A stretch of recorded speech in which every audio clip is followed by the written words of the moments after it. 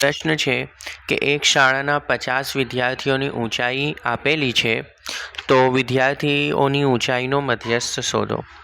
તો સ્ટુડન્ટ્સ, અહીંયાથી ઓછા પ્રકારનું આવૃત્તિ વિતરણ આપેલ છે. તો પહેલાં આપણે એને નોર્મલ કરીએ. હું વર્ગ લખીશ.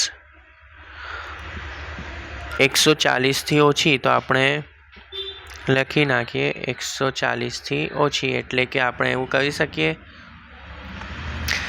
135થી 140, પછી 140થી 145, 145થી 150, 150થી 155, 155થી 160 અને 160થી 165. બરાબર. અને અહીંયા આપણને CF આપેલો છે. CF કેટલો છે? 4, 11, 29, 40, 46 ને 50. એના પરથી આપણે F શોધીએ તો 4, 11 - 4 કેટલા થશે? 7. 29 - 11 18. 40 - 29 કેટલા થશે? 11. 46 - 40 6. 50 - 46 4. બરાબર.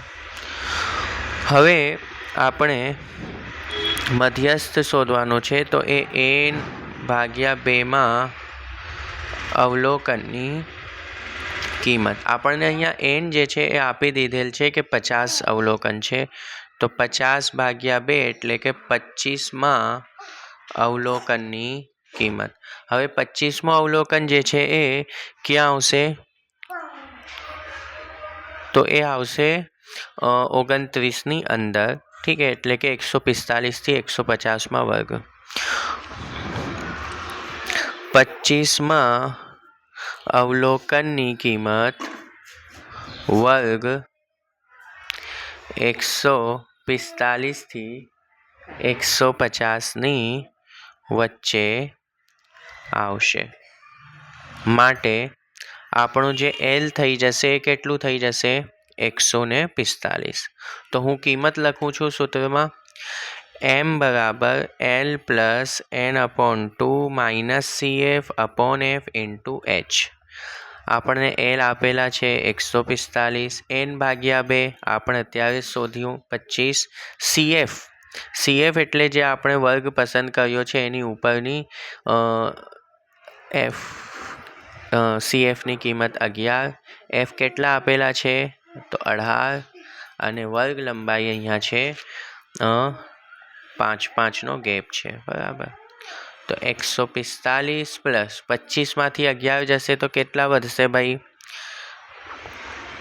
14 ગુણ્યા અહીંયા 5 ગુણાકારમાં ભાગ્યા 18. તો 14 × 5 70/18. ઓકે. તો 70 આપણે 18 કરશું તો શું જવાબ આવશે? તો આપણે 70/18 કરશું. 18નો ઘડિયો વાંચો કે ભાઈ 70થી ઓછા આવે. તો 18 × 54.